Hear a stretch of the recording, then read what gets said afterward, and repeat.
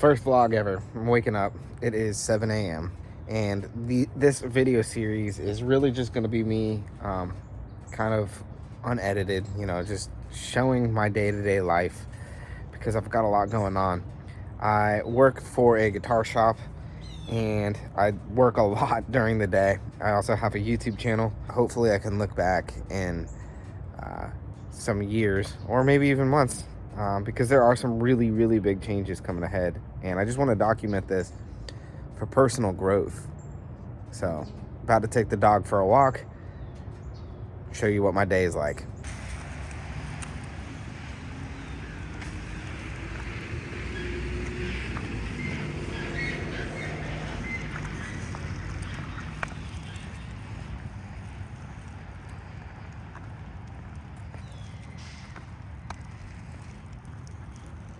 One of the first things that I've been liking doing in the morning is just pumping a little bit of iron and doing a little quick workout right after I walk the dog, get the blood flowing, get those creative juices in my head going. Because on Wednesdays, which is today, it's the day before Thanksgiving, by the way. I don't know when this video is going to come out. And I have a little bit of time before I have to actually go to the storefront, the guitar shop. I usually work on some of my stuff for my channel, Riff with Cliff. Kind of weird doing this vlog without it, like all the crazy lights on and everything. Somewhat unflattering. Last night I had to bite the bullet and buy a year subscription to Pro Tools, which, if you don't know what that is, it is basically a recording software, otherwise known as a DAW, because our subscription ran out and I needed my own new subscription activated. But Pro Tools is one of those things where they're on a subscription base. You can buy a perpetual license, but there's a Black Friday deal right now. So I went ahead and did that. I was trying to switch to Luna for a little bit, which is another recording software. And it's kind of similar to Pro Tools and it's free. But there was a slight learning curve, and I've been recording so much, so I'm going to keep learning Luna in my spare time. But for now, I'm just so quick and know how to operate Pro Tools really well. And all of my previous sessions are already in Pro Tools, so I'm just going to... I bit the bullet. I bought Pro Tools again. Damn it. I also started a podcast recently, which is another new thing on top of this vlogging thing. So I'm going to go ahead and just edit that a little bit. I'm using DaVinci Resolve to edit all of my videos. I've gotten relatively proficient in that as well. I'm pretty quick at it. But yeah, I just need to be able to edit as much as I can because I'm taking this approach to like shotgun blasting a bunch of content or things that are going on in my life out there. If it's a vlog, if it's a podcast, if it is a guitar lesson, which I do on my YouTube channel, a gear review, videos for Replay Guitar Exchange, and then, just random social media stuff, short form content, vertical content, TikTok, Instagram, all that kind of stuff. So there's a lot. And sometimes I just like to talk and ramble about whatever's going on, and there's a lot to talk about. All right, so I am bouncing down podcast episode 2, hanging out with my buddy Audio, and I got to figure out how to put this on Spotify because I guess I need to make a Spotify account for just the MojoDojo, which is the name of the podcast. The time is 9:10 a.m. So I spent the last hour just editing that down. It's like 30 minutes long, just making sure that the cuts are clean when whoever's talking, that's where the camera is pointed. If it's me, that's who's pointing at, or if it's Audio. Yeah. All right. Going to work. Woo! Bright sun. So it's 10 o'clock. Guitar shop opens at 11 o'clock. So in the mornings, I take all the time to do everything else that I need to do. And now we're going to go sell some guitars. One of the first things that I had to do this morning when I got to the shop was restring a guitar that had a Floyd Rose.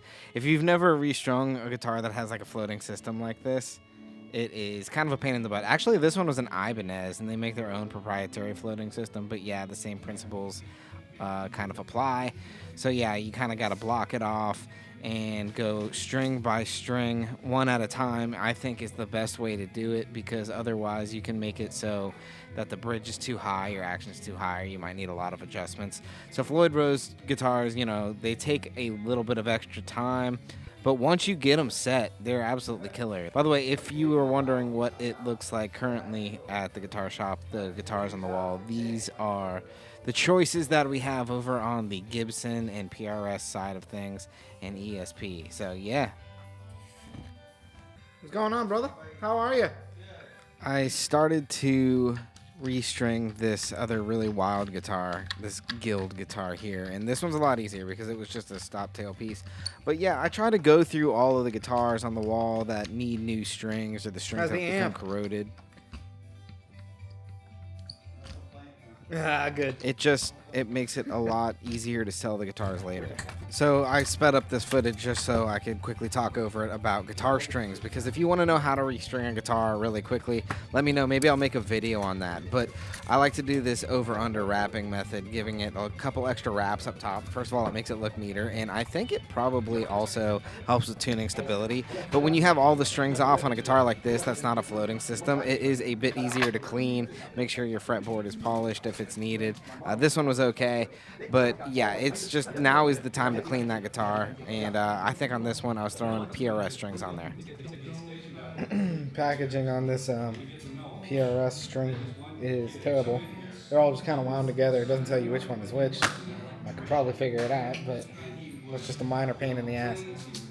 So now's probably a good time to let you know that my current favorite string are the D'Addario. I like the XS, the white packs. The steel that they use is absolutely fantastic, and I find that the strings last forever and overall just feel really good. But I'm interested to know what you guys think. Let me know in the comments if you're using or recommend another string brand. The other one I really like is a company called String Joy, which is a smaller boutique brand, and you know, we like to support those smaller brands. But yeah, overall, I usually have been using D'Addario, and I've been going, instead of 10s, 9.5s for the extra bendies. What you doing for Thanksgiving? Just my wife and I, you know. We'll probably go out to Jackson's. No sense in cooking a big old turkey just for the two of us. You know? Yeah. So. Well, that's cool. You don't have to cook now. Nah. I'm not cooking. I'm going to my aunt's house, and all I have to cook is a green bean casserole. I'm like, I'll take it. Well, I got the 58 R8. I mean, I like it, but that neck is a baseball bat, man. It sounds unbelievable. 58 is fat. 57 is fat. Look for 59 or 60 would be really nice. I was about to say the 60 is awesome. Yeah, that's what. And you don't have to get a custom shop for it to be like, you know, a great guitar by any means. So. All of my Gibson are custom from the custom shop. I absolutely love the work that they do. Yeah. Well, we can look at some. If I found something comparable, you know, that I didn't have to put too much down on, it'd be fun. Yeah, I hear you, man. They can get expensive, but when you find the one, it's worth it. That's one of the things I tell people a lot is each guitar has its own sonic thumbprint. One of my friends said that to me one time, and that always stuck with me because I thought that was so true. You know, you got two 58 Les Pauls, custom shops, and they both sound slightly different, you know, or feel slightly. And that's what makes them really cool. Yeah. And so people are always searching for a holy grail that doesn't exist. What do you play? I'm mostly an SG guy. Oh, nice. But Gibson family for sure. Like, Gibson is my all-time favorite. I've got 4 SGs, 5 SGs, a Les Paul, Explorer. Explorer's too big for me. I'm too small. I love it, man, and I'm a small guy. At first, I was like, well, this is too big, but I started to really get it. I was really inspired by the guitar player of Alice Cooper was playing one. The old one, the original, one of the originals. Yeah, it was like big a video. Guy, muscle guy. Yeah, there's a video of him ripping it up on one. What's his name? I don't know. I was just like, that thing sounds badass. And I'm like, so you have time to work out and you have time to practice? I mean, what are you doing? You know, dude, well, you just get buff lifting the Explorer. Yeah, that's true. But he's good, man. He's really, really good. And like some of the old Skinnerd stuff they're playing. Oh yeah. You know, and it's just cool. I call it the big ugly thing, but the thing rips, man. That's interesting. But that, I'm a Fender guy too. Gotta have a Tele, and then ESP is my other company that I love. Yeah. This is the Gill Jetstar that I just restrung. Plug it in real quick and see how it sounds. So there's new strings on here, so they might be pulling in and out of tune a little bit. But we're gonna go through this Boss Katana here, and we'll give it a little bit of a breakup.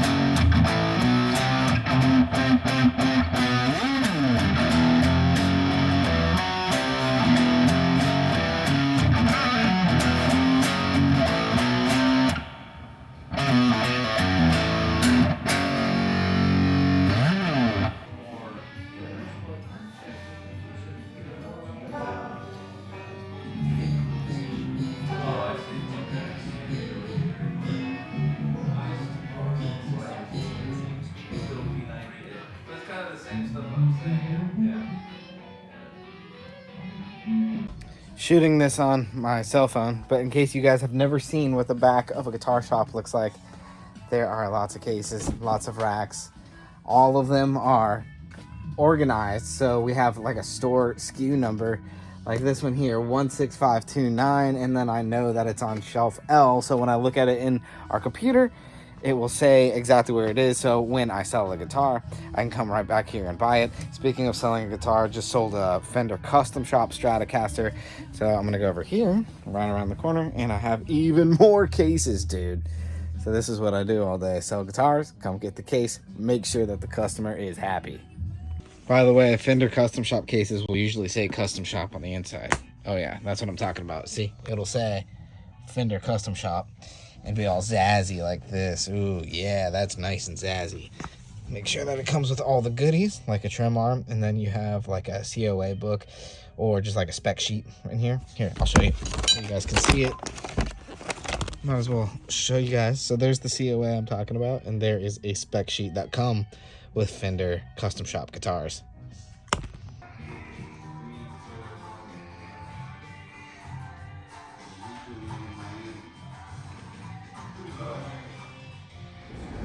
Alright, finally going home.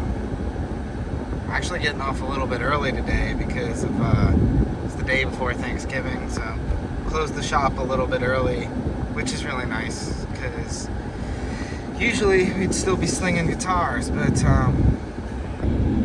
overall it was a pretty good day for me. I sold Custom Shop, a big ass super reverb amp, some pedals, some good stuff. So like $7,000 in sales or something like that. So yeah, pretty good.